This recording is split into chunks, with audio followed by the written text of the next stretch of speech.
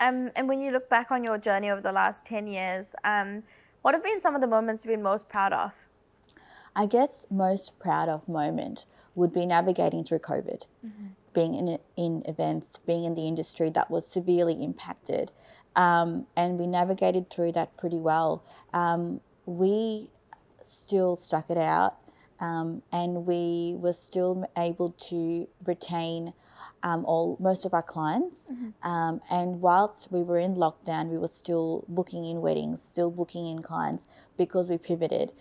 We created ISO events so people could still celebrate in lockdown. Oh, that's so cool. whilst I created a whole concept around that, where whilst people were in lockdown, doesn't mean you don't have to celebrate life. It doesn't mean life stops. You can still enjoy special moments with the kids, with your family, with your partner, and you can do it in the comfort of your home. So we created ISO events where we would create a whole look, say an indoor picnic inside, like a romantic one, and we would drop off these packages with how to set it up with videos as well, so people could create special date nights at home, and things like that, or birthday dinners, like with a whole table set up, so everything would be delivered to their door.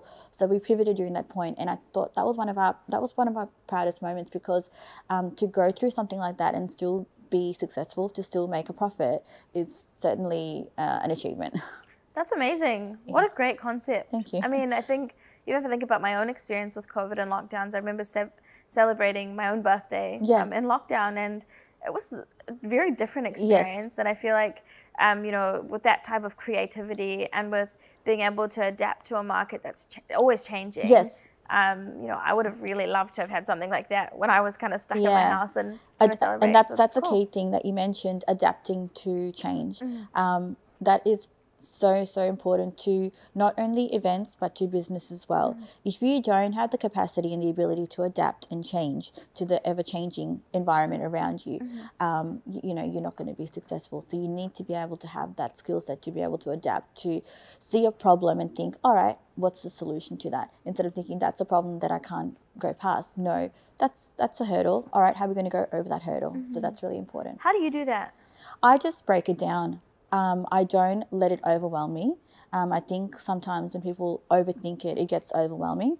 I just take my time, think it through, process it, and then bounce back with, these are the solutions that we can try, and let's go from there.